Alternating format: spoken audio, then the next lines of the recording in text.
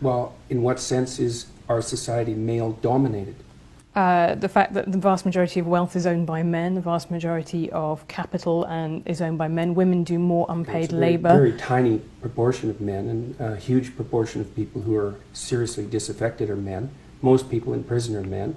Most people who are on the street are men. Most victims of violent crime are men. Most people who commit suicide are men.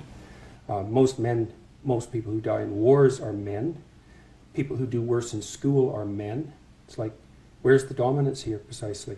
What you're doing is you're taking a tiny substrata of hyper-successful men and using that to represent the entire structure of Western society. There's nothing about that that's vaguely appropriate. But I could say equally well that most rape victims are women. You know, terrible things happen to people of both sexes. And you could say that with perfect utility, but that doesn't provide any evidence for the existence of a male-dominated patriarchy. Well, it just means that terrible things happen to both genders, which they certainly do. But there are almost no women who rape men, for example. So that is an asymmetry there in sexual violence.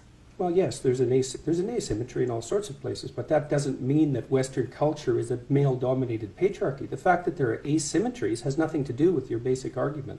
No, but you might equally... This is a trope that people just accept. Western society is a male-dominated patriarchy. It's like, no, it's not. That's not true. And even if it has a patriarchal structure to some degree, the fundamental basis of that structure is not power, it's competence. That's why our society works. It's only when a structure degenerates into tyranny that the fundamental relationships between people become dependent on power. It's not power. If you hire a plumber who's likely to be male, it's not because there's roving bands of tyrannical plumbers forcing you to make that choice. And it's the case with almost every interaction that you have at the face of our culture.